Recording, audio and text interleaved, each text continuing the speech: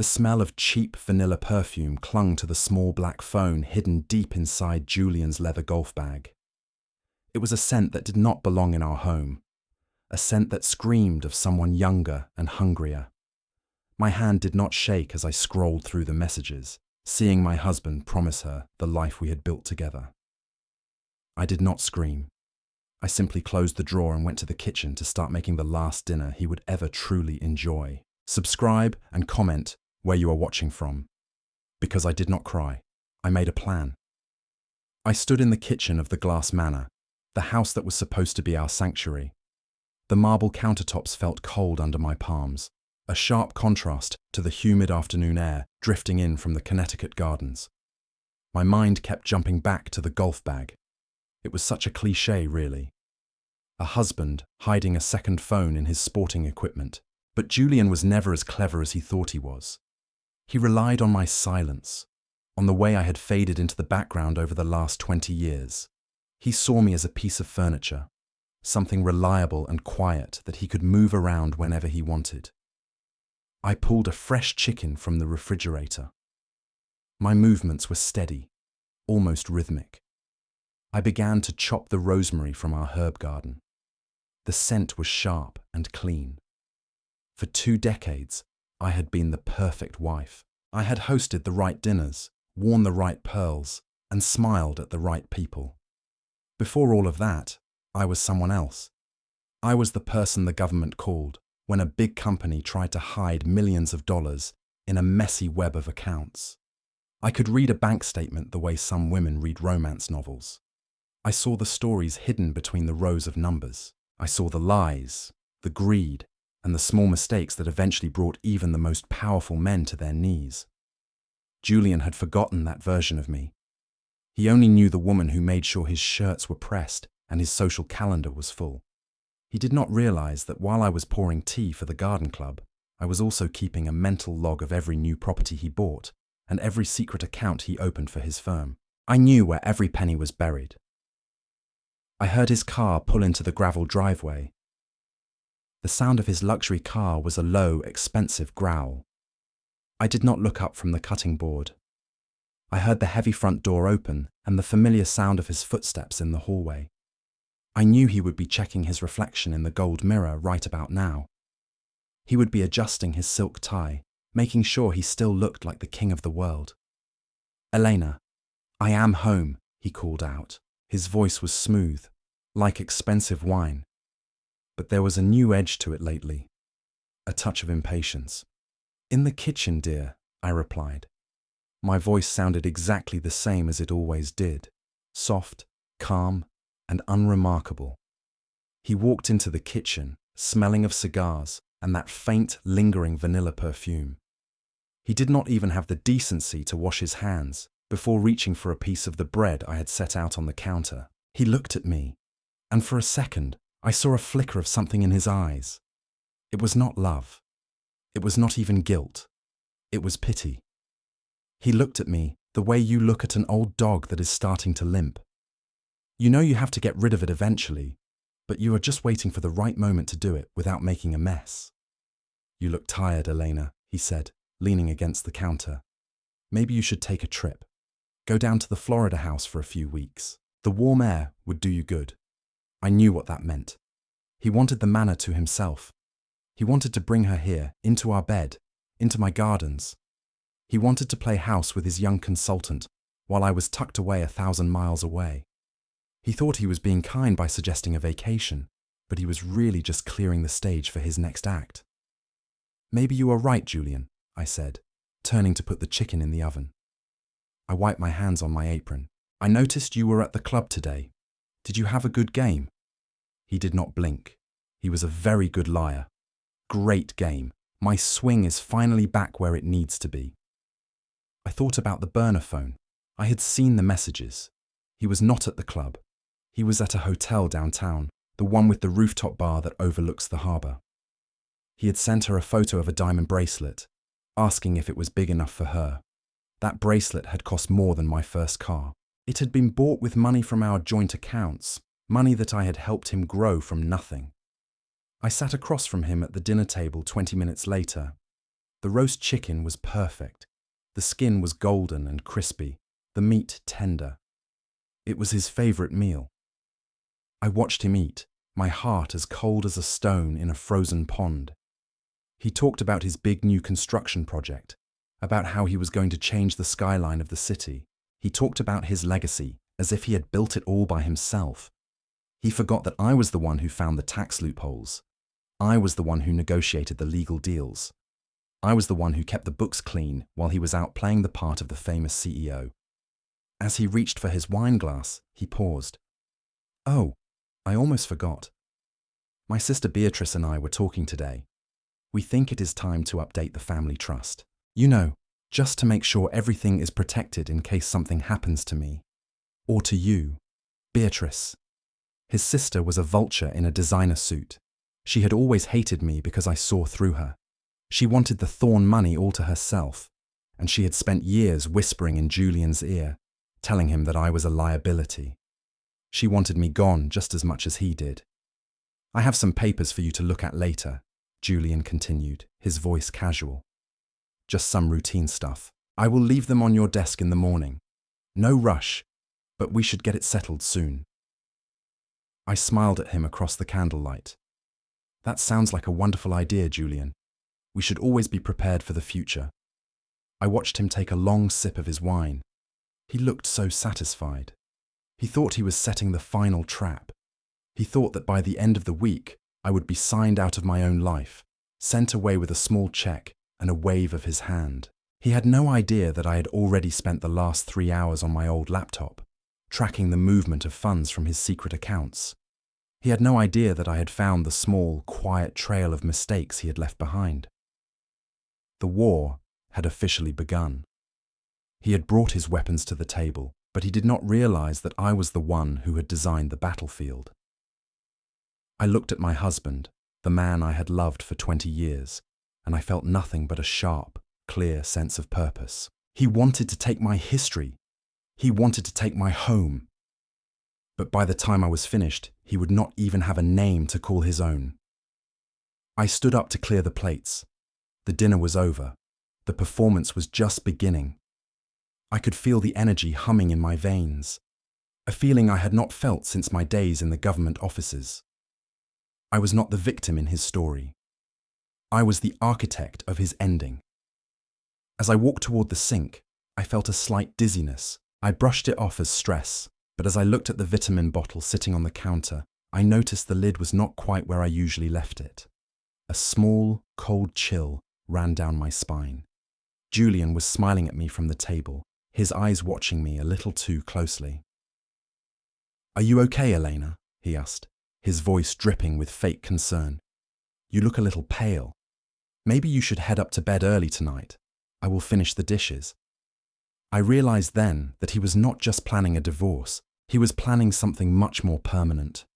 He wanted me out of the way, and he wanted it done quickly. My hands gripped the edge of the sink until my knuckles turned white. He thought he was being clever. He thought he was the hunter. He had no idea that I was already counting his bullets, and I knew exactly which one was meant for me.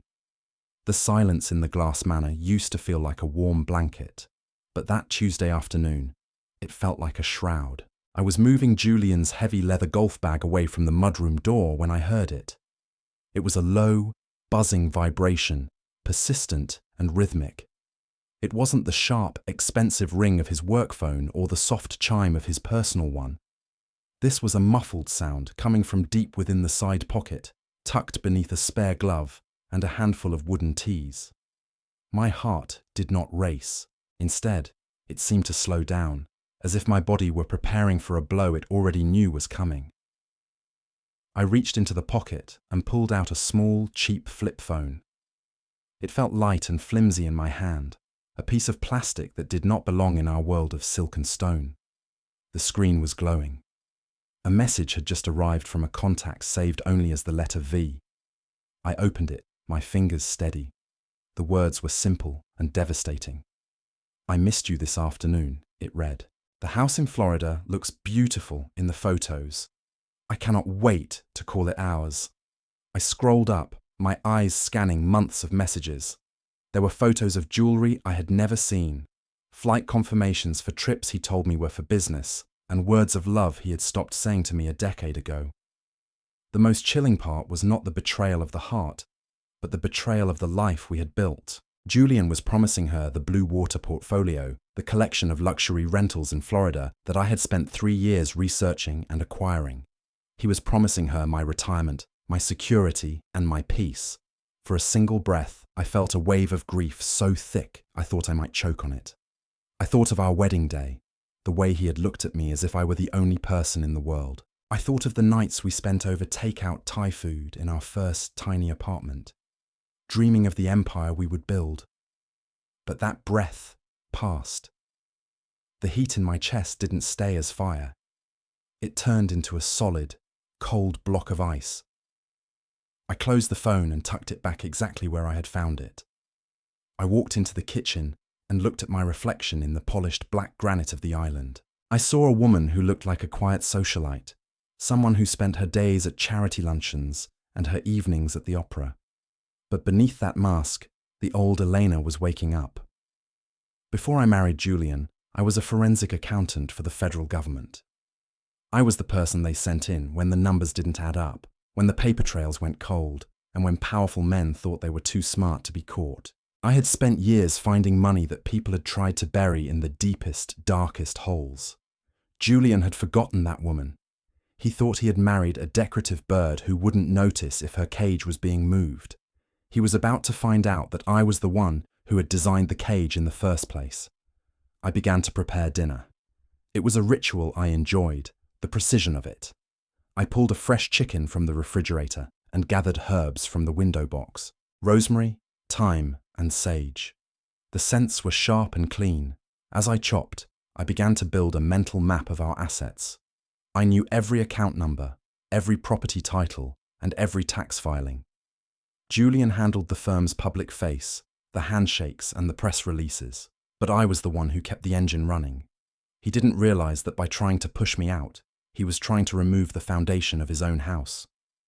I heard his car pull into the driveway. The crunch of gravel under his tires was a sound I usually greeted with a smile. Today, it was just a data point. I heard the heavy front door open, the familiar thud of his briefcase being set down, and then the silence as he checked himself in the hallway mirror. He walked into the kitchen a moment later, smelling of expensive cigars and a faint, lingering scent of cheap vanilla perfume. It was a cloying, sugary smell that made my stomach turn, but I didn't let my expression change. "Elena," he said, his voice smooth and practiced. He walked over and kissed my cheek. It felt like the touch of a ghost. "You look lovely today. Is that the rosemary chicken?" "It is," I replied, keeping my voice soft and even. "I thought we could have a quiet night.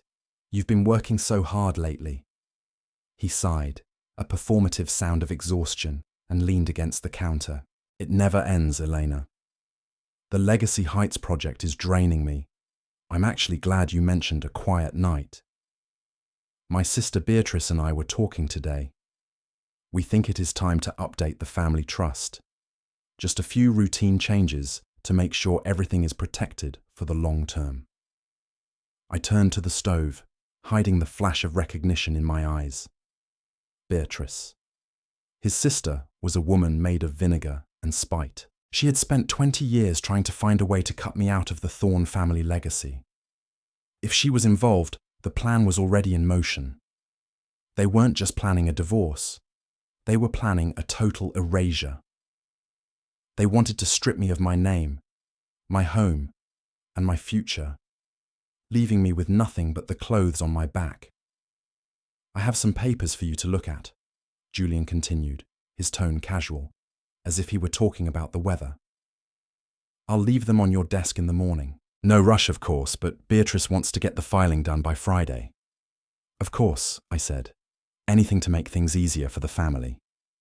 He reached for a glass of wine I had poured for him, his eyes tracking my movements. "You know, you've been looking a bit tired lately, Elena. Maybe a bit forgetful. I was thinking, after we get these papers signed, you should head down to the Florida house for a month. The salt air would do you wonders." I looked at him then, really looked at him. He was smiling, but it was the smile of a predator who thinks his prey is already caught in the trap. He thought I was weak.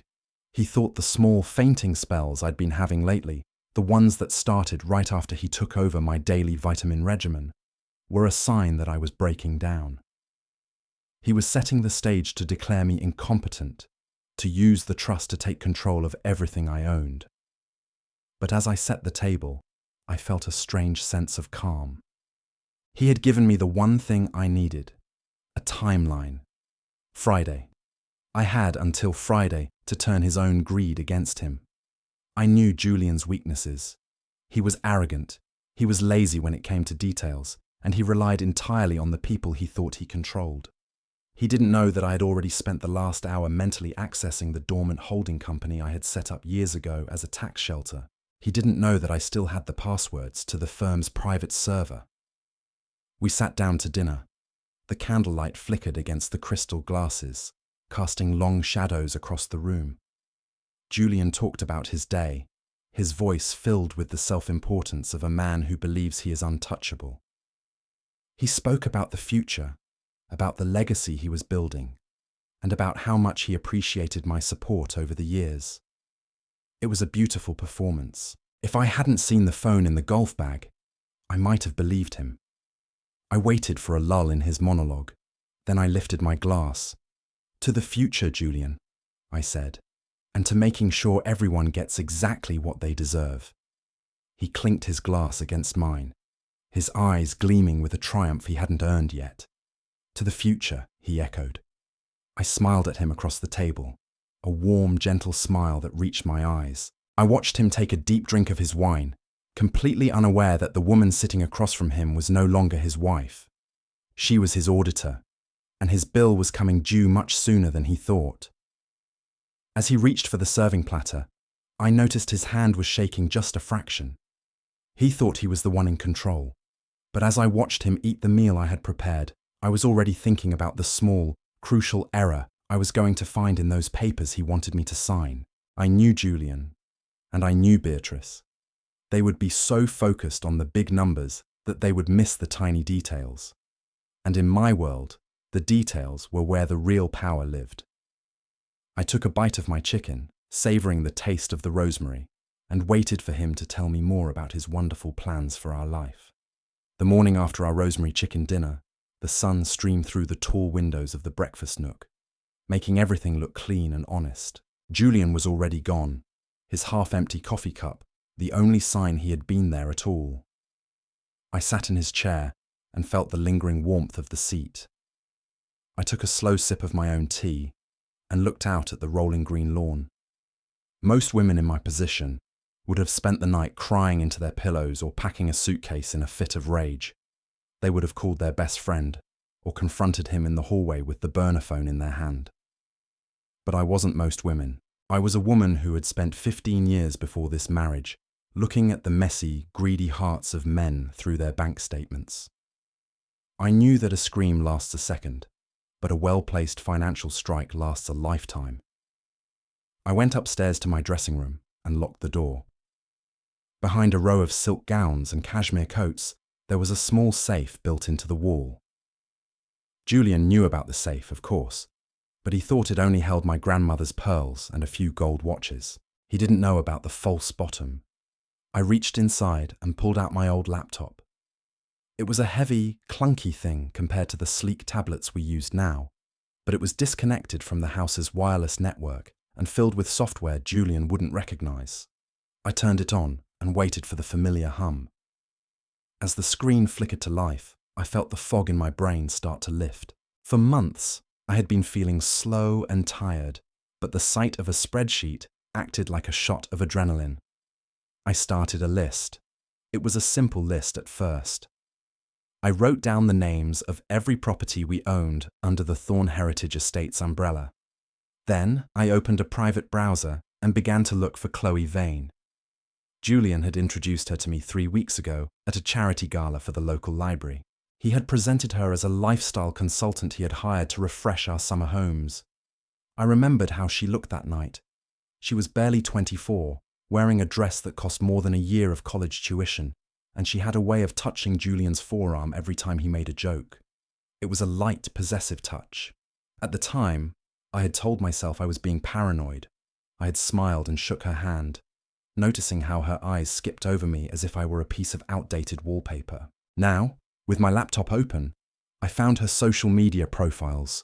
They weren't private. She was far too vain for privacy. I scrolled through photos of her on private jets, her feet kicked up on leather seats I recognized as belonging to Julian's company plane. There were photos of her in a beautiful kitchen with white marble counters. My heart skipped a beat. I knew that kitchen. It was the penthouse of the Blue Water portfolio in Florida. That building was my pride and joy. I had spent 3 years of my life overseeing the design and the acquisition of those luxury rentals. It was supposed to be our legacy project, the one that would fund our retirement and keep the Thorne name respected for generations. Seeing her standing there, holding a glass of champagne and captioning the photo "Home Sweet Home," felt like a physical slap across the face. I didn't let the anger take over. I moved my cursor to the firm's internal server. Julian was lazy with his passwords. He used the same one for everything. The name of his first racing horse, followed by the year he won his first big contract. I was inside in seconds. I began to track the money. Over the last 6 months, Julian had moved nearly $4 million out of our joint holding accounts and into a series of smaller, private shells. He was being clever, or at least he thought he was. He was moving the money in increments of $90,000, just below the threshold that usually triggers red flags for casual bank audits. But he forgot who he was dealing with. I saw the patterns immediately. He was draining the Blue Water portfolio to fund a life for Chloe. He was buying her jewelry, paying her rent, and even setting up a small consulting firm in her name that did absolutely no work. As I worked, I felt that strange dizziness again. It was a soft, floating feeling that made it hard to focus on the numbers. I looked over at the small tray on my vanity where Julian had placed my morning vitamins. He had started bringing them to me every morning with a glass of orange juice, telling me he wanted to make sure I stayed strong and healthy. I walked over and picked up one of the clear capsules. I opened it and sniffed the powder inside. It didn't smell like the herbal supplement it was supposed to be. It had a faint, metallic scent. I didn't taste it. Instead, I took a small plastic bag from my travel kit and tucked the capsule inside. I would have it tested later. For now, I poured the orange juice down the bathroom sink and replaced the capsules in the tray with identical ones from an old bottle I had kept in the back of the cabinet. I sat back down at the computer.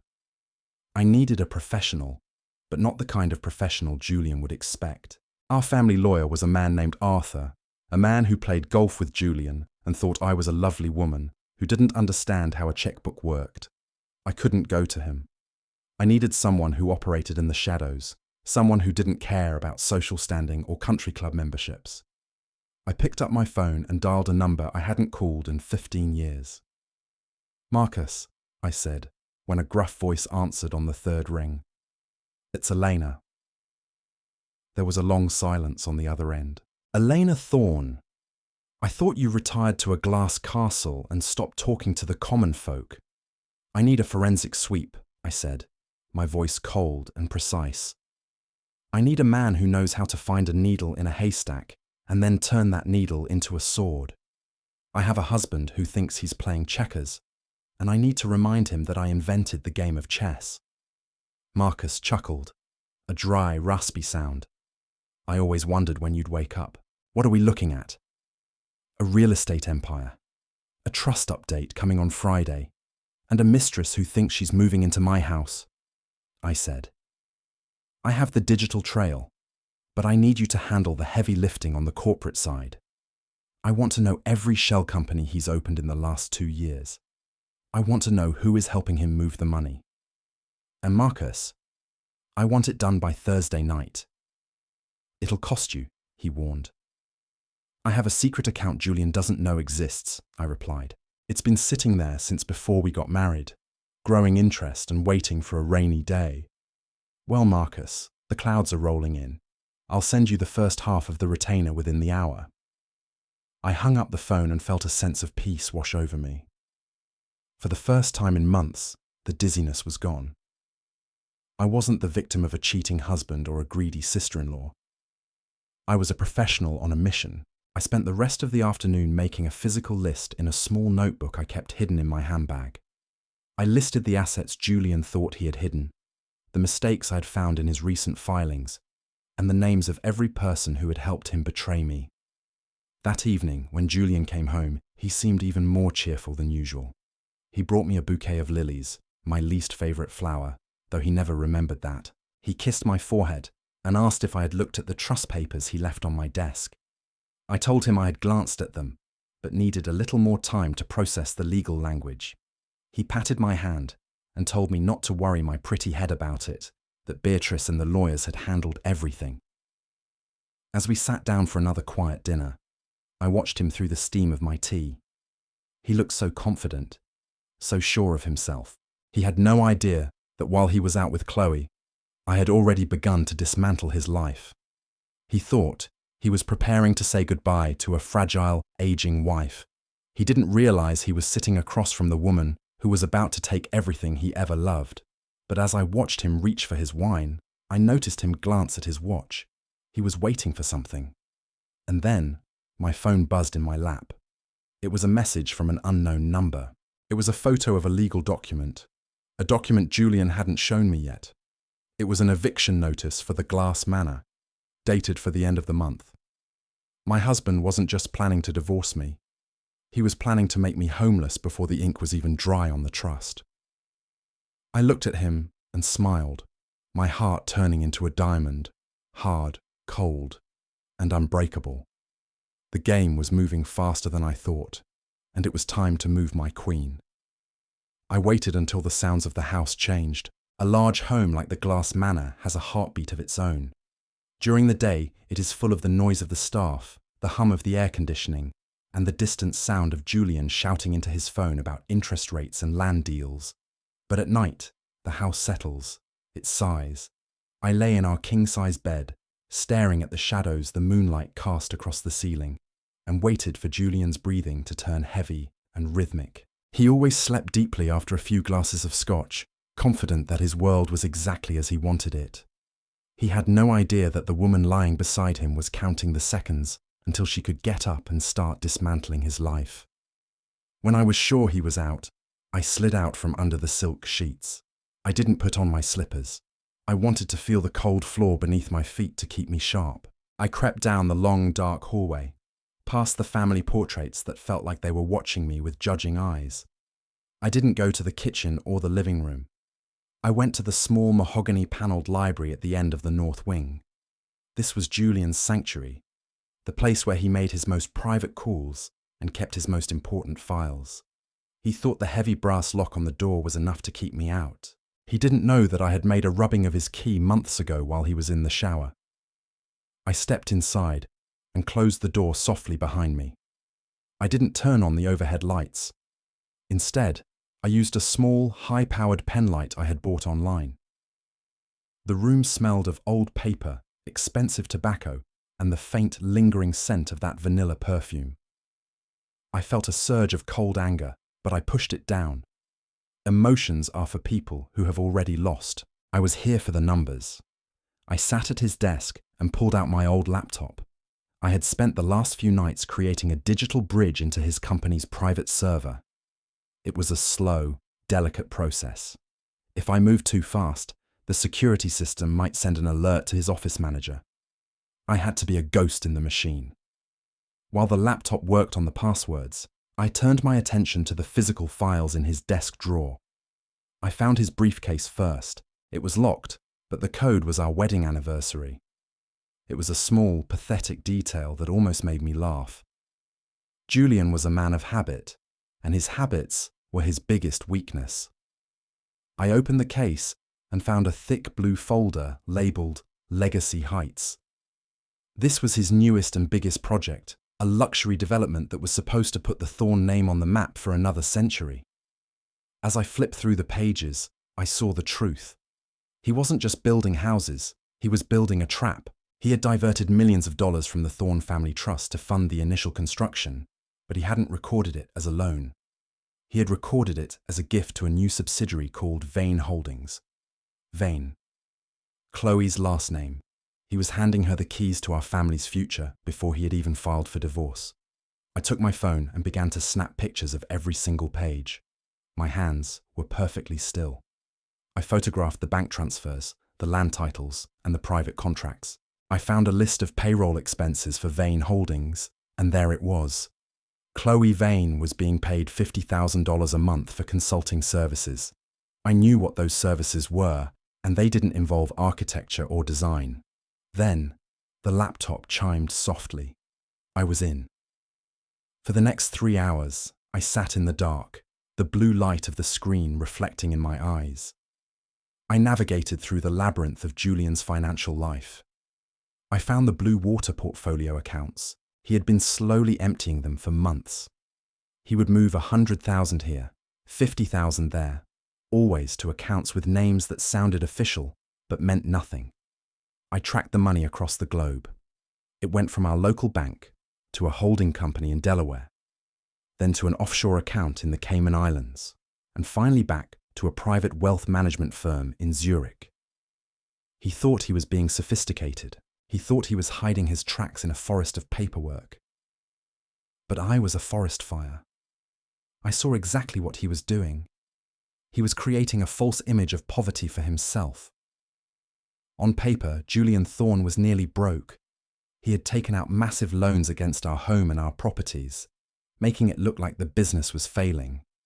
If we went to court tomorrow, a judge would look at these books and think I was the one who should be paying him alimony. He was planning to leave me with the debt while he walked away with the hidden millions in Switzerland. I found the most damning evidence in a hidden folder titled Estate Restructure. Inside were emails between Julian and his sister, Beatrice.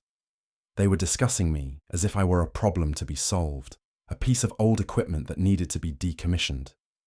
Beatrice had written, "Make sure she signs the restated trust while she is still foggy from the meds. Once that is done, we can move her to the facility in Florida and finish the liquidation." Julian had replied with a single word, "Agreed." I felt a chill that had nothing to do with the air conditioning. They weren't just taking my money. They were planning to put me away. They wanted me in a high-end nursing home, drugged and forgotten, while they spent my life's work. My heart hammered against my ribs, but my mind stayed clear. I continued to work, mapping out every single dollar. I found the secret accounts, the hidden properties, and the true value of the Thorne heritage estates. By 4 a.m, I had the full picture. Julian wasn't broke. He was worth $42 million in liquid assets, not counting the real estate. And he was trying to settle our 20-year marriage by giving me a $500,000 payout and a small condo in a part of town I had never visited. He thought I was a fool. He thought the woman who had helped him build his empire didn't know how to count the bricks. I closed the laptop and tucked it back into its hiding place. I put the files back in the briefcase and locked it. I wiped the desk with a silk handkerchief to make sure there were no fingerprints. I stood in the center of the dark library and took a deep breath. I knew everything now. I knew where the money was buried. I knew who was helping him dig the hole, and I knew exactly when they planned to push me in. I walked back to the bedroom. Julian was still snoring, his face peaceful and smug. I climbed back into bed and pulled the covers up to my chin. I didn't sleep. I lay there in the dark, staring at the ceiling, and began to build my own map. Julian had his plan, but I had the truth. And in my experience, the truth is a much more dangerous weapon when you know exactly how to aim it. Tomorrow they would ask me to sign the new trust papers. They would bring me tea and vitamins and tell me how much they loved me. They would wait for me to be weak, but as I watched the first light of dawn creep through the curtains, I knew that I was the strongest I had ever been. I had the numbers, I had the proof, and I had the time. Julian thought he was playing a game of checkers, but I had just finished mapping the entire board, and the next move was mine. I reached out and touched the nightstand, where the new trust documents were waiting for my signature. I didn't need to read them again. I already knew the mistake they had made, the one tiny error that was going to change everything. I closed my eyes and smiled for the first time in weeks. The audit was over. Now, it was time for the collection. I stood in front of the tall mirror in my dressing room for a long time that evening. I chose a dress of deep, midnight blue silk. It was an expensive piece, elegant and modest, the kind of dress a woman wears when she knows she does not need to scream for attention. I spent a long time on my makeup, carefully using a bit of extra concealer to hide the healthy glow in my cheeks. I wanted to look exactly how Julian expected me to look, a little pale, a little fragile, and very much under his control. I did not take the vitamins he left for me on the silver tray. Instead, I tucked them into a small plastic bag inside my clutch. I needed my mind to be a razor, and for the first time in months, the fog had completely lifted. When I walked down the grand staircase, Julian was waiting at the bottom. He looked handsome in his tuxedo, the very picture of a successful, caring husband. He reached out to take my hand, and I felt a shiver of disgust run through me, but I didn't let it show. I gave him a small, tired smile. "You look beautiful, Elena," he said, his voice dripping with that fake warmth I had finally learned to recognize. "But are you sure you are up for this? The gala is a long night. We could stay home." I knew why he was asking. He wanted me to stay home so he could have the night to himself, but he also needed me there for the photos. The Thorn Heritage Foundation was built on the image of our perfect, stable marriage. I shook my head gently. "No, Julian. It is an important night for the firm. I wouldn't dream of missing it." I saw a flash of annoyance in his eyes, but it was gone in a second. He patted my hand and led me to the car. The ballroom was filled with the scent of lilies and expensive perfume. Hundreds of people from the city's highest circles were there, all of them sipping champagne and talking about land deals and summer homes. As we walked through the room, I felt the eyes of the crowd on us. I played my part perfectly. I leaned slightly on Julian's arm as if I needed his support. I spoke in a soft, quiet voice. I thanked everyone for their well wishes regarding my health. I was the perfect fading wife, and Julian was the devoted husband. Then, I saw her. Chloe Vane walked into the room, like she owned the air everyone else was breathing. She was wearing a dress that was far too bright and far too tight for a charity gala, a vibrant blood-red silk that shimmered under the chandeliers. She didn't look like a lifestyle consultant. She looked like a woman who was tired of waiting in the shadows. I felt a ripple go through the room as people noticed her. The whispers started almost immediately. Julian's grip on my arm tightened for a split second, a small tell that he hadn't expected her to be quite this bold. He cleared his throat and led me toward her.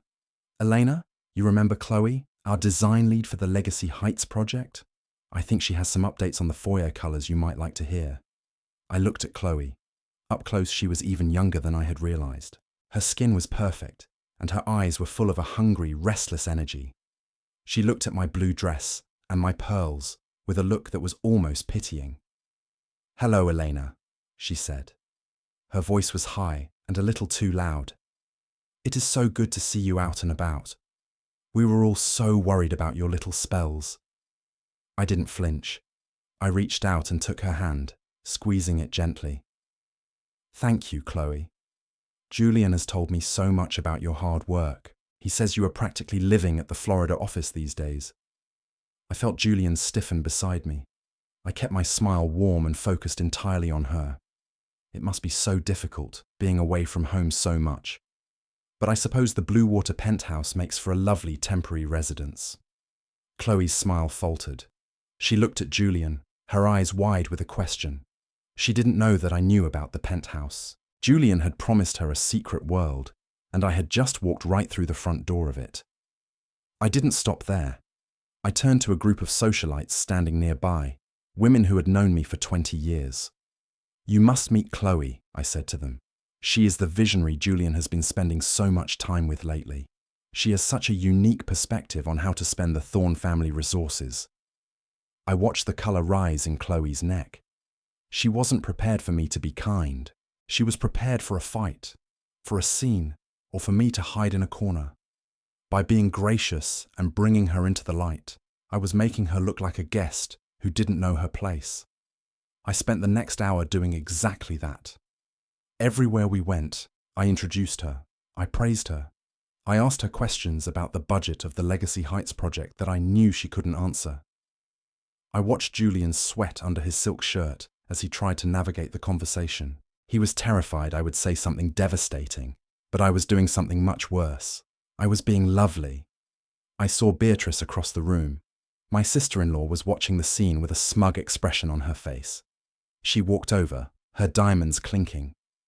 "Elena, dear, you should sit down. You look a bit peaked." "Julian, why don't you take Chloe and show her the architectural models in the library? I'll stay here with Elena." It was a blatant move to get them alone, to give Julian a chance to calm his mistress down. Julian looked at me, waiting for an objection. I just nodded. "That is a wonderful idea, Beatrice. Chloe should see the models. After all, she is the one who will be living with the results. Go on, Julian. I'll be fine here with your sister." As they walked away, Beatrice turned to me. Her eyes were cold. "You are a very brave woman, Eleanor, or a very foolish one. You know the world is changing. The trust papers Julian gave you, they are for your own good. You should sign them tonight. It would make everything so much easier for everyone." I looked at her, and for the first time, I let a little bit of the coldness show in my own eyes. "I know exactly what is in those papers, Beatrice, and I know exactly what you and Julian have been discussing behind my back. I know about the facility in Florida. I know about the missing millions from the Blue Water accounts." Beatrice laughed, a sharp, ugly sound.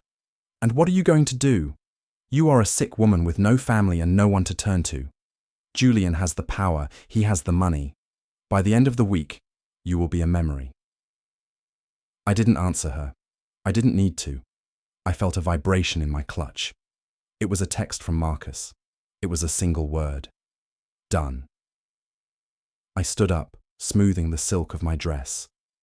"I feel much better now, Beatrice. In fact, I think I need to make a quick phone call to check on a few details for the morning. Why don't you go find Julian? I think he's going to need his sister very soon." I walked away from her, my head held high. I didn't head for the library or the ballroom. I walked toward the quiet, darkened hallway that led to the private offices. I stepped into a small alcove and pulled out my phone. I didn't call a lawyer. I didn't call a friend. I dialed the private number for the lead auditor at the state's most powerful tax enforcement agency, a man who had owed me a favor for a dozen years. He picked up on the second ring. "Eleanor, I haven't heard from you in a lifetime. I need you to look at a company called Vane Holdings," I said. My voice was calm, precise, and entirely without mercy. "I have the digital trail, the offshore transfers, and the evidence of massive trust fraud. I am sending you the files now. I want the freeze on the accounts to happen by the time the sun comes up." I hit the send button and leaned my head against the cool stone wall. I could hear the distant sound of the orchestra playing a waltz. In the other room, my husband was laughing with his mistress, thinking he had finally outsmarted the wife who had built his world. He didn't know that the music was already stopping. I put my phone back in my purse, adjusted my pearls, and walked back toward the party. I had one more dance to finish, and I wanted to make sure I was there to see the look on his face when the lights finally went out. The sun was too bright the next morning. It poured through the floor-to-ceiling windows of the breakfast room, reflecting off the silver tea service and the white marble floors until everything looked washed out and sterile. I sat in my usual chair, wearing a soft, cream-coloured robe that made me look even more washed out than the room. My head was resting on my hand, and I made sure my eyes looked a little glazed, as if the sleep I had finally gotten was heavy and unnatural. Julian was already there, looking sharp in a navy blue suit, his plate of eggs and toast untouched. Beside him sat Beatrice, her fingers tapping a restless beat against the table. They looked like two vultures waiting for a tired animal to stop moving. "Good morning, Elena," Julian said. His voice was soft, the kind of voice you use with a child who has a fever. "How are you feeling today? You seemed a bit overwhelmed at the gala last night." I took a slow, deliberate sip of my tea. The warmth felt good, but I didn't let the comfort show on my face. I am a little tired, Julian. My head feels like it is full of cotton. I think I might have overdone it. Beatrice leaned forward, her eyes bright with a false kind of sympathy. That is exactly why we need to get this settled, dear. You need to focus on your recovery. You should not have to worry about property taxes or investment portfolios or the complicated legalities of the Thorne family legacy.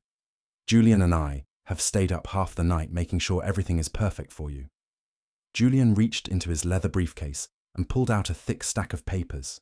He slid them across the table toward me. They came to rest right next to my teacup. I looked down at the top page. It was the restated trust document they had been pushing for weeks. In their minds, this was the document that would strip me of my voting rights in the company and hand over the title of the Glass Manor to a holding company Julian controlled. They thought they were being so clever, hiding the true intent behind pages of boring language about protection and long-term stability. I reached out and touched the corner of the paper. My fingers felt cold. "Julian, are you sure this is the right thing?" I asked, keeping my voice small and hesitant. He moved his chair closer to mine and put his hand over my free one. "I am positive, Elena. This keeps everything in the family. It protects you from the stress of the business. If anything happens to me, you are taken care of for the rest of your life. And if your health continues to be a struggle, the trust will handle all your medical needs without you having to lift a finger. It is about peace of mind." I looked at him, searching his face for even a flicker of the man I had married 20 years ago. There was nothing left. There was only greed and the impatient desire to get back to his mistress and the millions he thought he was stealing. I looked down at the papers again. I had spent 4 hours last night memorizing every line of the digital version I had found on his server. On page 42, buried in a section about successor trustees, there was a name listed: Thorne Heritage Holdings, LLC. To an average person, or even a tired wife, it looked like Julian's main holding company. But I knew better. Julian's company was spelled Thorne, with an E at the end. This entity, Thorne Heritage Holdings, was a company I had quietly registered in a different state 3 years ago when I first started noticing the small discrepancies in our accounts. I had kept it dormant, paying the small filing fees every year, waiting for a moment just like this. Because Julian and Beatrice had been so hurried, so eager to trick me while I was supposedly drugged and confused, they had used a template from an old file on the server, a file I had planted there months ago with the intentional misspelling. They had not even bothered to proofread it. They were so sure I wouldn't read it that they had handed me the keys to the entire kingdom. I picked up the heavy gold pen Julian had placed on the table. "Is there anything else I need to sign?" I asked. "Just the transfer of the primary residence title to the trust," Beatrice said, her voice tight with excitement. She pushed another, smaller set of papers toward me. "It puts the Glass Manor under the protection of the same entity. It is just a formality, really." I looked at the deed transfer. It was the same thing. It directed the ownership of our home, the house I had designed and filled with my life, to the misspelled company. If I signed this, Julian would think he owned the house through his secret company. In reality, he would be giving me sole, unshakable ownership of the most valuable piece of land in the county, completely separate from our marriage assets. I felt a surge of cold, sharp adrenaline. I lowered the pen to the paper. My hand shook just a little bit, not because I was afraid, but because I was so close to the finish line. I signed the first document, then the second. I moved through the stack, my signature a little messy and looping, exactly like the signature of a woman who wasn't quite herself. Julian watched every stroke of the pen. When I finished the last page, he practically snatched the papers back. He looked them over, his eyes scanning for my signature on the bottom of each page. He didn't look at the text. He didn't look at the names of the companies. He just saw the ink. And he saw his victory. "Thank you, Elena," he said, standing up quickly. "I'll get these over to the lawyers right away. Why don't you go back upstairs and lie down? Beatrice can stay with you for a while." I don't think that will be necessary, I said, standing up slowly. I felt a sudden, powerful sense of clarity. I think I would like to take a walk in the garden. I need some fresh air. Beatrice looked at Julian, and he gave her a small nod. Fine, a walk sounds lovely. Just don't go too far. You know how you get dizzy. I watched them walk out of the room. Julian was already on his phone, likely calling Chloe to tell her the house was finally theirs. Beatrice was following him, her head held high like a queen. They didn't even look back at me. They had what they wanted, and as far as they were concerned, I was already a ghost. I waited until I heard the front door close and the sound of Julian's car driving away. Then, I walked into the library and sat at the desk. I pulled out my own phone and sent a short, encrypted message to Marcus. The ink is dry. Execute the secondary transfers now. Within minutes, the silent legal machinery I had set in motion began to turn. Because I had signed those papers, the Thorne Heritage Estates shares, the very heart of Julian's company, were being moved into the misspelled trust. Because I had signed the deed, the title to the Glass Manor was being updated in the county records as we spoke. But the most important part was what Julian didn't know about the trust's bylaws. I had written them so that the sole manager of the trust was not a person, but a secondary firm in London. A firm that was owned by a holding company in Singapore. A holding company that was owned by me. By signing those papers, Julian had not just given me the house. He had legally signed over his controlling interest in the entire firm to an entity he could not touch, could not sue, and could not even identify. He thought he was consolidating his power for a divorce. Instead, he had just sold his entire life to me for the price of a few sheets of paper and a missing letter. I walked out into the garden. The air was cool and smelled of damp earth and late blooming roses. I walked down the stone path toward the fountain at the centre of the hedge maze. I sat on the stone bench and looked back at the house.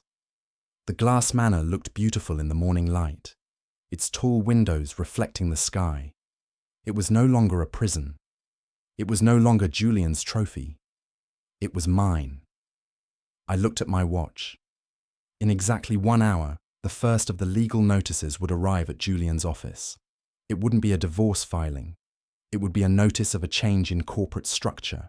It would be a notification that the Blue Water portfolio was being audited by an outside firm. And most importantly, it would be a letter informing him that his access to the Thorne family trust bank accounts had been suspended pending a review of the new restated documents. He would have just enough time to realize what he had done before the rest of the world found out. He would try to call his lawyers, but they would tell him the documents were ironclad. He had signed them in front of witnesses. He had pushed for them. He had even had his sister testify to my state of mind. He had built the perfect trap for me, and then he had walked right into it and pulled the door shut behind himself. The clock was starting now. Every second that passed made the transfers more permanent, more irrevocable. I leaned back against the stone bench and closed my eyes. The dizziness was completely gone. I felt light, as if I could float away over the trees. I had played the part of the silent, fading wife for long enough. The game was over, and I was the only one left on the board. But as I sat there, I thought about the one thing Julian still had. The one thing I hadn't taken yet. He still had his reputation. He still had the respect of the city. And I knew exactly how I was going to take that too. I pulled a small silver whistle from my pocket, the one I used to call the dogs, and blew a silent note into the air. The first move was done, but the real show was about to begin. I sat in the back of the town car, watching the rain streak across the window like tears I refused to cry. The city lights were a blur of gold and red, reflecting off the wet pavement. Tonight was the big victory dinner for the Legacy Heights project.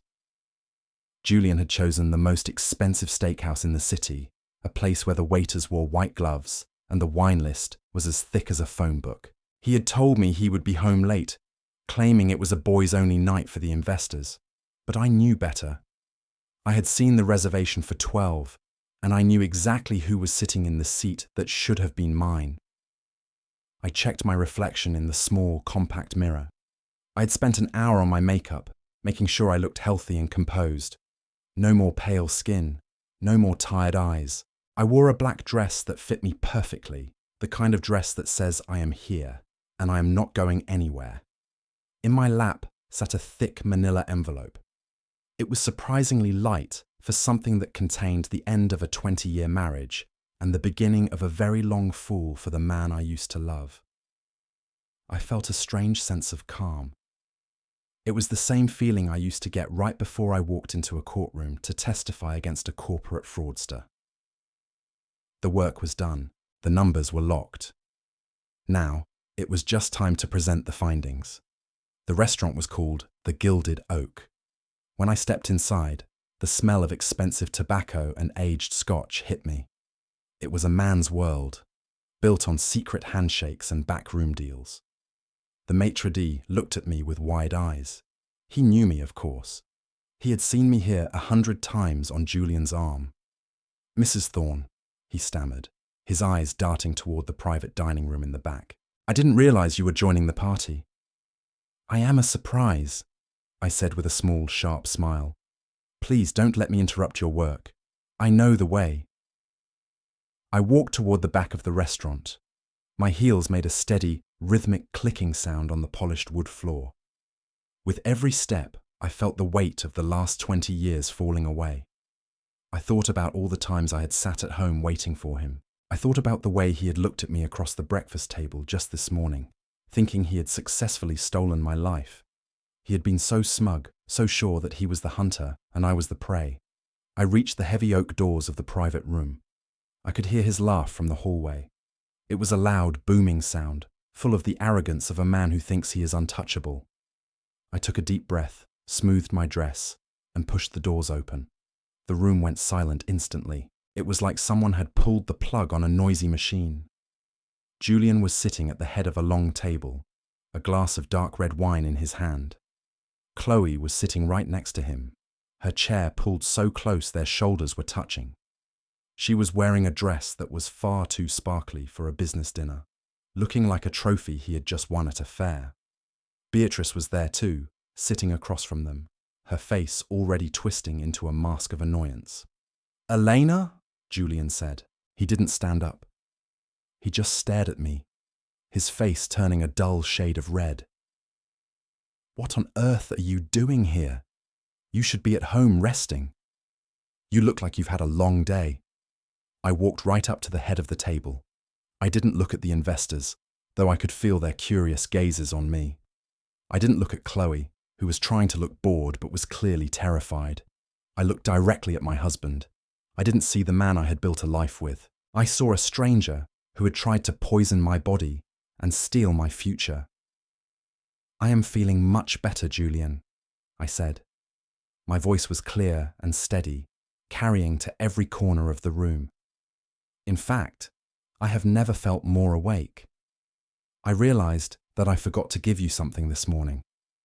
You were in such a hurry to get to the office with those trust papers. Julian laughed, a nervous, jagged sound. He looked at his business partners and gave them a little wink. "My wife is a bit confused lately, gentlemen. The stress of the new projects is a lot for her to handle. Elena, darling, let's go outside and talk." I didn't move. I placed the manila envelope on the table right in front of his plate. "No, I think here is fine. These are the documents you wanted, the ones that finalize our current situation." He looked at the envelope, then back at me. A look of pure triumph crossed his face. He thought I was handing him a signed copy of the eviction notice or a voluntary waiver of my rights. He thought I had finally broken. He reached out and snatched the envelope, tearing it open with his thumb. Beatrice leaned in, her eyes hungry. "Is it the deed transfer?" she whispered. Julian pulled the papers out. He scanned the first page, his eyes moving fast. I watched his face. I watched the way his confident smile slowly began to melt. I watched the way the color drained out of his cheeks, until he was as white as the tablecloth. His hands began to shake, just a little bit at first, and then so much that the paper rattled. "These are divorce papers," he hissed. his voice dropping to a low growl. "Elena, what is this? We had an agreement. You signed the trust. You signed the manor over. You have nothing." I leaned down, my face just inches from his. I could smell the expensive wine on his breath. "You should have checked the spelling, Julian. You and Beatrice were so busy trying to trick a woman you thought was drugged that you didn't notice the entity name on the documents. You didn't move the Thorn assets to your secret account. You moved them to mine. Every share of the company, every title to the properties, and every dollar in the family trust is now legally under the control of a company you don't own." The table was dead silent. Even the waiters had stopped moving. Chloe looked from Julian to me, her mouth hanging open. Beatrice looked like she was about to have a heart attack. Julian stared at the papers for a long minute. Then something strange happened. He started to chuckle. The chuckle turned into a laugh, and soon he was leaning back in his chair, shaking his head. He looked around the table at his investors, who were all looking very uncomfortable. "Oh, Eleanor," he said, wiping a tear from his eye. "You really have lost it this time. You think a typo in a name changes anything? My lawyers drafted those papers. My sister witnessed them. You signed them while you were clearly not in your right mind. We will have this overturned by noon tomorrow. You've just made this so much worse for yourself. Now, I don't even have to be nice about putting you in that facility." He looked at the man sitting next to him, a big developer named Mr. Harrison. "Can you believe this? She thinks she's a lawyer now. She thinks she can steal my company with a missing letter." He turned back to me, his eyes full of a cruel, mocking light. "Go home, Elena. Pack your bags. The locks will be changed by morning. You've had your little moment of drama, but the adults are talking now. You are broke, you are alone, and you are finished." He took a big sip of his wine and laughed again, a loud, ugly sound that echoed off the dark wood walls. He really thought he had won. He really thought he was still the king of the world. He didn't know that while he was laughing, the banks were already processing the freeze on his personal accounts. He didn't know that the car waiting outside for him was about to be repossessed. And he certainly didn't know about the second envelope I had left on the desk of the district attorney an hour ago. I didn't say another word. I just turned around and walked out of the room. As the doors closed behind me, I could still hear him laughing. It was the sound of a man who didn't realize he was already standing on a trapdoor. I walked out into the cool night air and felt the rain on my face. It felt like a baptism. The first part of my plan was complete. He thought he was losing a wife, but he was about to find out that he had lost his entire world. And the best part was, he was the one who had handed me the pen. I got back into my car and told the driver to take the long way home. I wanted to enjoy the view, because I knew that tomorrow, the Thorn name would mean something very different to everyone in this city. The air in the boardroom was always too cold. Julian liked it that way. He said it kept people sharp, but I think he just liked to see his employees shiver while he sat in his expensive wool suits. I stood outside the heavy double doors for a moment, adjusting the strap of my bag. Inside that bag was the end of my husband's career. I didn't feel nervous. I felt like a doctor walking into a surgery I had performed 1,000 times before. I pushed the doors open without knocking. The room was exactly as I remembered it. A long table, made of dark, polished mahogany, stretched across the center of the room. Large windows looked out over the city, making the buildings outside look like toys. There were 10 men sitting around the table, the board of directors for Thorn Heritage Estates. These were men who had known me for 20 years. They had been to my house for Christmas parties. They had seen me pour their coffee and listened to their stories about golf and grandchildren. To them, I was just Elena, the quiet wife who stayed in the background. Julian was at the head of the table, standing in front of a large screen showing a map of the Legacy Heights project. He was in the middle of a sentence, his hand waving in the air to emphasize a point about profit margins. When he saw me, his hand stayed frozen in the air. His mouth hung open for a second before he snapped it shut. "Elena," he said, his voice tight with anger, "we are in the middle of a very important meeting. You cannot just walk in here. I told you last night that you need to be at home." I didn't stop walking until I reached the empty chair at the opposite end of the table. I pulled it out and sat down. The wood was cold against my legs. I looked around the room. There was Mr. Abernathy, who had a nervous twitch in his left eye. There was Mr. Henderson, who always smelled like peppermint and old paper. They all looked at me with a mix of confusion and pity. They thought I was having a breakdown. They thought Julian was right about my health. "I am not here as a guest, Julian," I said. My voice was soft, but it carried perfectly in the silent room. "I am here as the primary shareholder of the entity that currently owns 51% of this firm." Julian let out a short, sharp laugh. He looked at the board members and shook his head. "You see what I mean, gentlemen? She is confused. She thinks her little trust update changed the world. Elena, dear, please go wait in my office. I will have my assistant call a car for you." I didn't look at him. I opened my bag and pulled out 10 blue binders. I began to slide them down the table, one for each board member. They took them hesitantly, looking at Julian for permission. He was glaring at me, his face turning a dark, blotchy red. "Inside those binders, you will find the real story of the Legacy Heights project," I told the board. "You will find that nearly $4 million of company capital has been moved into a shell company called Vane Holdings over the last 6 months. You will find that this money was not used for architecture or design. It was used to pay for a penthouse in Florida, a private jet membership, and a collection of jewelry that would make a queen jealous." The room went from silent to heavy. I watched Mr. Abernathy open his binder. I watched his eyes widen as he looked at the bank statements I had printed out. I had highlighted every transfer in bright yellow. I had included the photos of Chloe Vane in the Florida penthouse, the one she had foolishly posted on her public social media pages. I had even included the receipts for the diamond bracelet Julian had bought her with the company's emergency fund. "This is a lie!" Julian shouted. He slammed his fist on the table, making the water glasses rattle. "These are faked documents. My wife is sick. She is trying to ruin me because she is jealous of a young, talented consultant I hired." I turned to the next page in the binder. "This is where it gets interesting," I said, ignoring his outburst. I pointed to the signature line on the transfer orders. "You will notice that Julian did not sign these alone.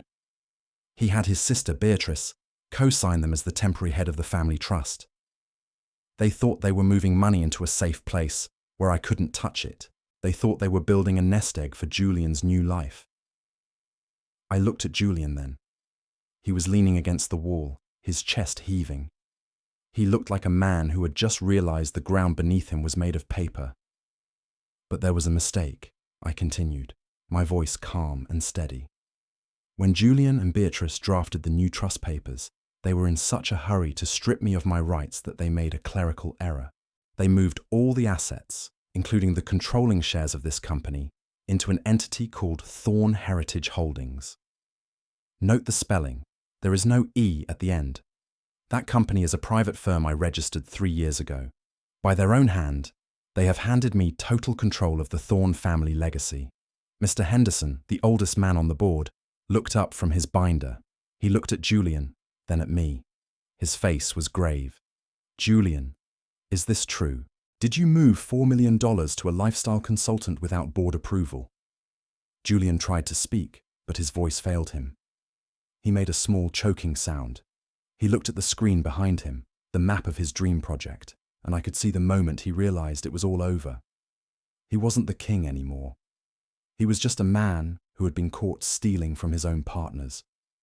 The board members began to whisper among themselves.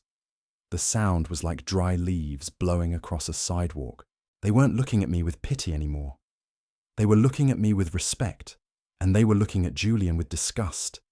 In their world, cheating on a wife was a private matter, but stealing from the company was an unforgivable sin.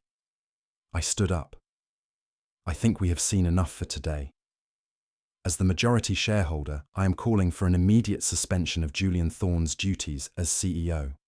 I am also revoking his access to all company accounts, his office, and the corporate vehicle. I have a team of auditors waiting in the lobby to begin a full forensic review of every deal made in the last 2 years. Julian took a step toward me, his eyes full of a wild, desperate light. "You can't do this, Elena. I built this. This is my name on the building." "Actually, Julian, it is my name on the building now," I said. "And since you were so kind as to sign the deed transfer for the Glass Manor to the same trust, I suggest you go home and start packing. You have 24 hours to remove your personal belongings. After that, the locks will be changed." I turned to the board. "Gentlemen, I will be in touch tomorrow morning to discuss the new leadership structure. I think it is time we brought some honesty back to this firm." I walked toward the door. As I reached for the handle, I heard Julian let out a low, broken sob. It was the sound of a man who had lost everything because he thought a quiet woman was a weak woman. I didn't look back. I walked out into the hallway and saw 2 security guards standing there, waiting for my signal. I nodded to them, and they stepped into the boardroom to escort Julian out of his own life. I walked to the elevator and pushed the button for the lobby. My heart was beating slow and steady. I had won the battle, but as the elevator doors closed, I remembered something I had found in Julian's private safe the night before. It wasn't about money, and it wasn't about Chloe. It was a letter from a man in Europe. A man who claimed to have information about my father's death 30 years ago. Information that Julian had been paying to keep quiet. I realized then that the war was much bigger than a cheating husband and a stolen company. I had the money now, but I still didn't have the whole truth. And I wouldn't stop until I found out exactly what Julian had been hiding in the dark all these years. I sat in the back of my car and watched the skyscraper that bore the Thorn name shrink in the distance. I felt lighter than I had in years. The air in the car was cool, smelling faintly of the lavender satchel I kept in my purse. I knew exactly what was happening inside that building behind me. Julian would be standing in the lobby, surrounded by people who used to bow to him, waiting for a car that would never come. I had already called our driver, Arthur, an hour before the board meeting. I told him that his salary was now being paid by my new holding company, and that he should take the rest of the day off. Julian was standing on the curb, his expensive leather briefcase in one hand, and his pride in the other, realizing for the first time in 20 years that he had to call a taxi. The first 12 hours of Julian's collapse were the most quiet. I spent them at a small, elegant hotel downtown, one where the staff knew how to be discreet. I sat by the window with my laptop, watching the digital ripples of my husband's life as they began to turn into a tidal wave. I had set up alerts for every credit card and every bank account he owned. At 4 o'clock, the first one arrived. He had tried to check into a hotel under his own name, using the black corporate card. The notification on my screen was a simple red box that said, "Transaction declined." He would have been standing at a marble front desk, looking into the eyes of a young clerk, trying to explain that there must be some mistake.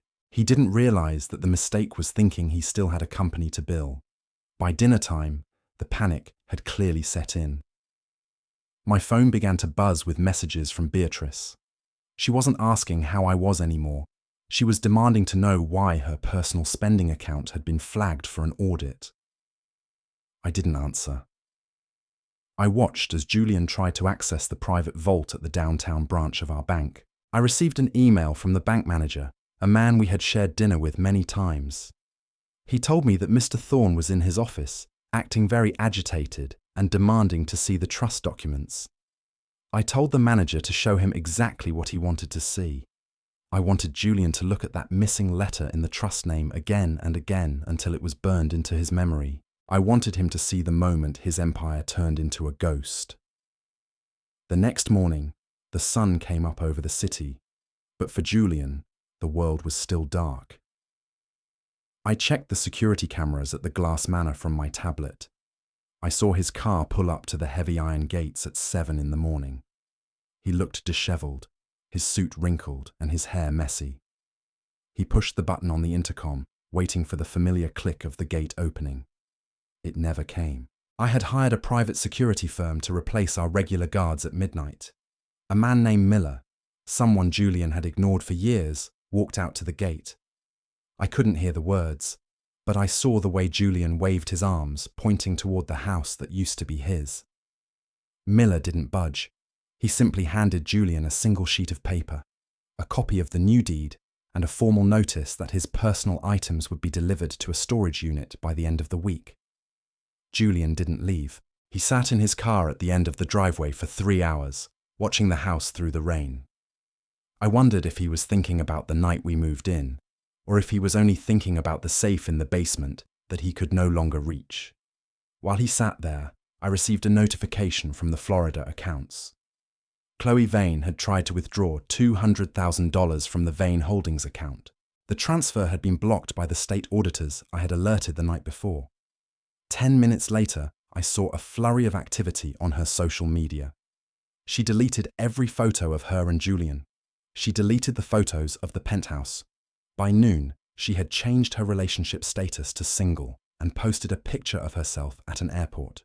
She was a bird of prey, and she knew when the forest was empty. The afternoon of the second day was when the legal walls finally closed in. I received a copy of a memo sent to every employee at Thorn Heritage Estates. It was a formal announcement of Julian's removal and the appointment of the new interim board. His email access was cut. His name was removed from the digital directory in the lobby. I saw a news alert on a local business site mentioning a shake-up at the firm. The Thorn name was still there, but Julian was gone. He was becoming a footnote in his own story. I spent that afternoon in a small park, watching children play and feeling the sun on my face. It was a strange sensation to be free of him. For 20 years, I had shaped my life around his needs and his moods. I had been the silent partner, the one who fixed the mistakes and smoothed the path. Now, I was just me, and I was the one with the power. I checked my phone one last time before heading to dinner. Beatrice had left a dozen voicemails, her voice moving from anger to begging. She realized that without the trust, she had no way to pay for her lifestyle. She was realizing that the sister-in-law she had treated like a servant was now her landlord. As evening fell on the second day, the final blow landed. Julian had been trying to reach his lawyers all day, but they had finally told him the truth. The documents he had signed were ironclad. There was no fraud because he was the one who had presented the papers. There was no theft because he had moved the money himself. He had committed the perfect crime against himself, and there was no one to arrest but his own reflection. He was staying in a cheap motel on the edge of the city, the only place that would take the small amount of cash he had left in his pocket. I was sitting in a quiet bistro, enjoying a glass of white wine and a plate of grilled fish, when my phone began to vibrate on the table. I looked down and saw his name on the screen. It wasn't Julian Thorn, CEO. It was just Julian. I let it ring. I watched the screen glow in the dim light of the restaurant. I thought about the night I found the phone in his golf bag. I thought about the way he had smiled at me while he was trying to drug me into a nursing home. I thought about the 20 years of loyalty I had given to a man who didn't even know who I really was. The phone stopped ringing, then started again immediately. He was desperate now. He wanted to scream at me, or maybe he wanted to beg. He probably thought he could still charm me, that he could talk his way back into the manor and the bank accounts. He still didn't understand that I wasn't his wife anymore. I was his auditor, and the books were closed. I picked up the phone, but I didn't answer it. I simply turned the ringer off and placed it face down on the table. The screen continued to light up, a silent rhythmic pulse of a dying life. I took a sip of my wine and looked out at the street. The 48 hours were over. He had no job, no home, no money, and no mistress. He was exactly where he had planned to leave me. The waiter came by and asked if everything was all right. I looked up at him and gave him a genuine warm smile. "Everything is perfect," I said. "I think I'll have the dessert menu." I had a long night ahead of me, and for the first time in my life, I didn't have to ask anyone for permission to enjoy it. The phone buzzed one last time and then went dark. He had finally given up. He was out there in the dark, alone with the choices he had made, while I was sitting in the light, starting my life over. I knew there were still secrets to find, especially about my father and the money Julian had been paying to keep those secrets buried. But that was a task for tomorrow. Tonight, I just wanted to enjoy the taste of a victory that Julian Thorne had helped me build, with every lie he ever told. The glass manor felt different tonight. For 20 years, this house had been a stage where I played the supporting role. I had walked these halls like a ghost, making sure the flowers were fresh and the pillows were straight, always careful not to make too much noise while Julian was on his important calls. But tonight, the house felt solid. It felt like it finally belonged to the earth it stood on, and it finally belonged to me. I sat in the library, the lights dimmed low, watching the small black and white screen of the security monitor. The rain had stopped an hour ago, leaving the world outside dripping and dark. I could see the long, winding driveway. At the very edge of the frame, a pair of headlights appeared. They weren't the bright, powerful lights of a luxury car. They were the dim, yellowish lights of a tired city taxi.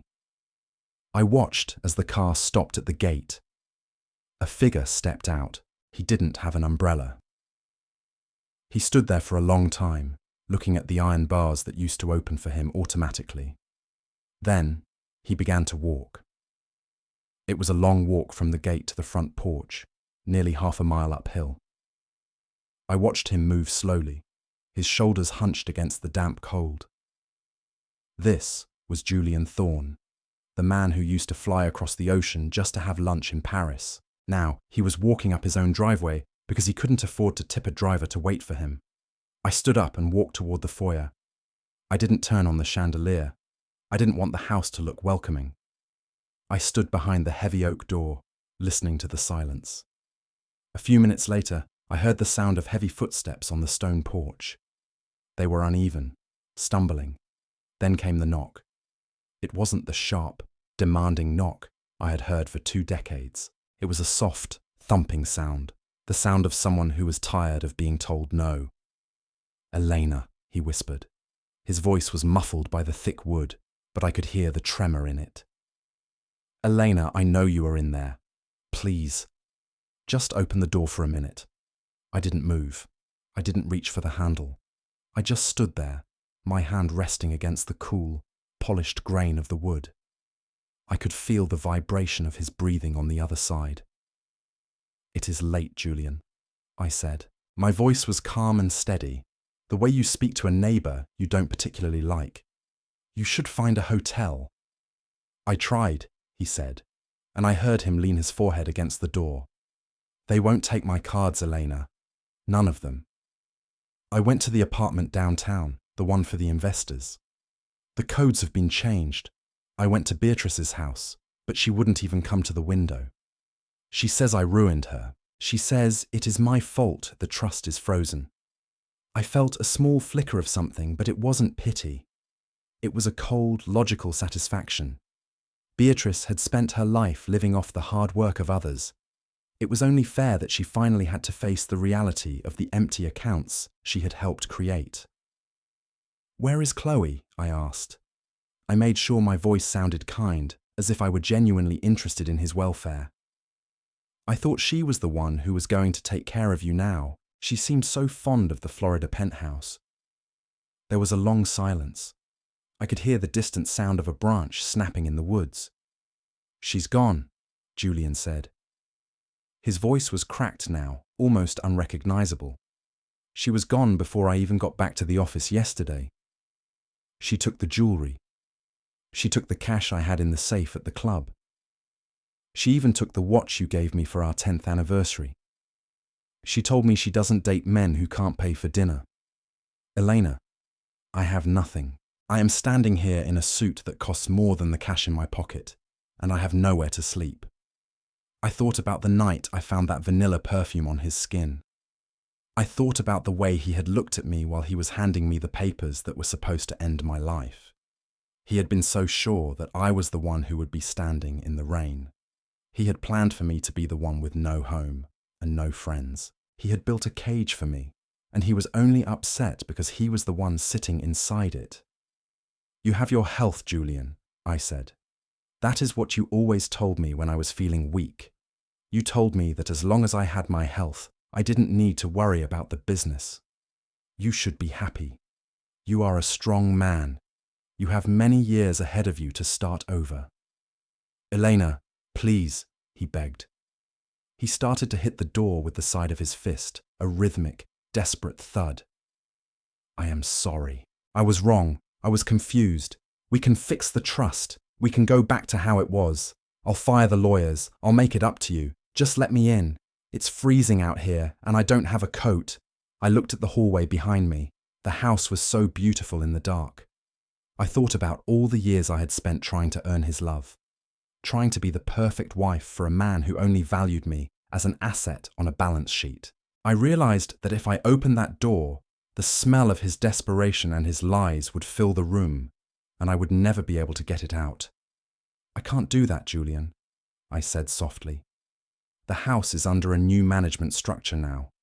The security protocols are very strict. If I open this door, the alarm will go off, and the police will be here in minutes. I don't think you want to spend the night in a jail cell.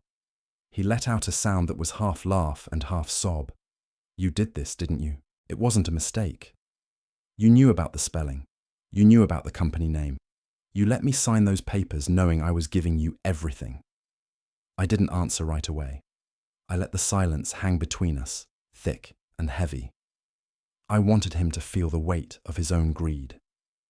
I merely signed the papers you and Beatrice brought to me, Julian. I was a sick woman, remember? I was tired and confused.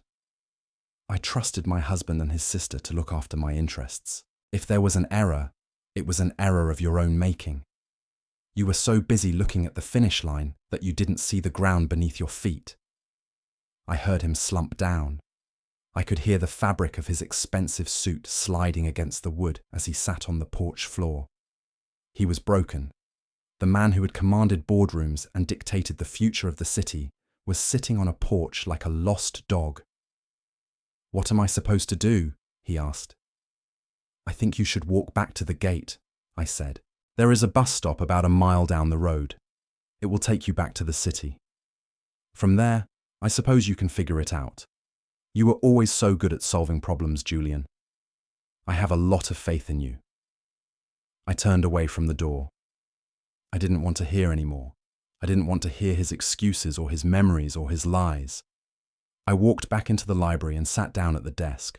I picked up the old yellowed letter I had found in his private safe, the one he had hidden behind the false back.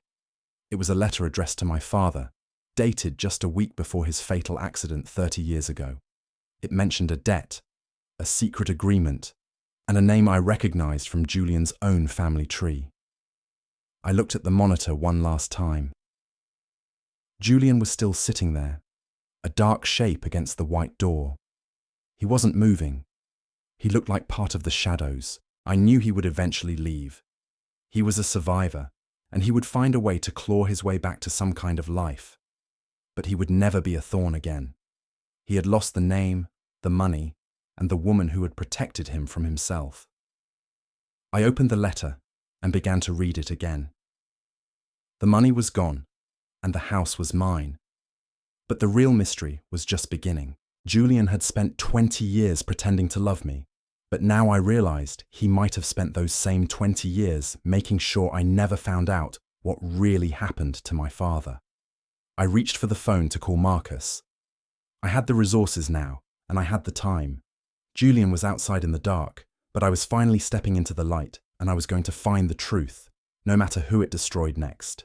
I woke up at 6 in the morning, but not because an alarm went off. I woke up because the sun was hitting the edge of my pillow, and the house was perfectly, wonderfully silent. For 20 years, my mornings had been dictated by the heavy sound of Julian's footsteps, the smell of his strong coffee, and the constant low hum of his voice on the phone as he planned his day of taking over the world. Now, the only sound was the soft chirping of the birds in the garden and the gentle ticking of the grandfather clock in the hallway. I stayed in bed for a few minutes, just enjoying the feeling of the high thread count sheets against my skin. There was no fog in my brain. There was no dizziness. My head was clear, and my heart was steady. I walked down to the kitchen in my bare feet. I had replaced the cold black granite countertops with a warm butcher block wood. The room felt like a home now, not a showroom for a luxury real estate magazine. I made myself a cup of herbal tea and stood by the window, looking out at the gardens. The roses were in full bloom, a sea of pink and white that I had planted myself. Julian used to say that gardening was a waste of time and that we should just hire a service to keep the lawn green. He never understood that there is a special kind of peace in putting your hands in the dirt and watching something grow from nothing. After breakfast, I drove myself into the city. I didn't use a driver. I liked the feeling of the steering wheel in my hands and the ability to turn wherever I wanted. My office was in a beautiful old building with high ceilings and large windows that let in the light. It wasn't nearly as big as the Thorn Heritage Estate's headquarters, but it was mine. On the door, in simple gold letters, it said Thorn Financial Strategy and Private Auditing. I had kept the name Thorn. Julian had hated that at first. He had tried to sue me to stop me from using it, claiming it was part of his corporate brand. But the judge had pointed out that I had been a Thorn for 2 decades, and that I had done more to build the reputation of that name than Julian ever had. I kept the name because I wanted to remind him every single day that I was the one who owned the legacy now. My first appointment of the day was with a woman named Sarah. She was about 40 years old, and when she walked into my office, she reminded me so much of the woman I used to be. She was dressed in a very expensive suit, but her eyes were full of fear and her hands were shaking just a little bit as she clutched her handbag. She sat down across from me and told me that her husband was a powerful man in the city. She told me that he was telling her she was losing her mind, that she wasn't capable of handling their money, and that she should just sign some papers to protect the family. I listened to her for a long time. I didn't interrupt. I let her tell her story, and when she was finished, I reached across the desk and handed her a glass of water. "I know exactly how you feel, Sarah," I told her. My voice was calm and soft. "I know what it's like to be told that your reality isn't real. But I want you to know something. You are not crazy. You are not weak. You are just being audited by someone who thinks they are smarter than you. And the good news is, I am much better at auditing than he is." We spent the next 2 hours going over her bank statements. I showed her how to look for the patterns, the small mistakes, and the hidden trails. I saw the look of hope starting to grow in her eyes, and it was the most satisfying feeling in the world. This was my new life. I wasn't just finding money anymore. I was finding people. I was helping women who had been told they were nothing, realize that they were the ones holding all the cards. At lunch, I walked to a small cafe around the corner. I sat outside and watched the people go by. It was a beautiful day, and for a moment, I thought about Julian. I hadn't seen him in 6 months. The last time I saw him was in a cold, sterile courtroom during the final settlement hearing. He looked older. He had lost that polished, untouchable glow he used to have. He was wearing a suit that was a few years out of style, and he kept looking at me with a mix of anger and something that looked a lot like regret. He had tried to speak to me in the hallway, but I had just walked past him. I didn't have anything left to say. From what I heard through the grapevine, Julian was working as a junior consultant for a firm out in the suburbs. He was living in a small 2-room apartment near the train tracks. He didn't have a car, and he didn't have a mistress. Chloe had disappeared completely the moment the bank accounts were frozen. Someone said they saw her in a music video for a minor pop star in Europe, but Julian wouldn't know about that. He couldn't afford the lifestyle he used to lead. And without the Thorn money, he was just another man in a cheap suit, trying to convince people he was important. Beatrice was doing even worse. She had tried to sue me too, claiming I had defrauded the family. But because she had co-signed all the documents that moved the money to my company, the court decided she was just as responsible as Julian. She had to sell her house and most of her jewelry just to pay her legal fees. She was living in a small condo that I actually owned through one of my subsidiaries. Every month, she had to write a rent check to a company she didn't realize belonged to me. It was a small, quiet piece of karma that I enjoyed every time the payment notification popped up on my phone. The most important thing I had done over the last year, however, was finding the truth about my father. The letter I found in Julian's safe had led me to a retired clerk in New Jersey. It took some time and a lot of digging, but I finally found the proof. My father hadn't been a failure. He hadn't gambled away our family farm. Julian's father had forged a series of land deeds to steal the property for a development project back in the 70s. Julian had found the evidence after he married me, and instead of telling me, he had used the company money to pay off the witnesses and hide the files. He wanted me to believe I was the daughter of a broken man so that I would feel lucky to be a thorn. I had taken that evidence to the state attorney.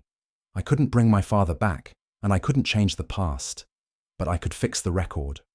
I got the land back, and I donated it to the city to be turned into a public park. I named it after my father. Now, children play on the land that was stolen from him, and his name is carved in stone for everyone to see. That was the real victory. That was the moment I truly felt free. As the sun began to set over the city, I finished my last piece of paperwork and locked my office door. I walked down to the street and felt the cool evening air on my face. I wasn't rushing home to make dinner for a man who didn't respect me. I wasn't worried about what mood Julian would be in or what lies I would have to listen to.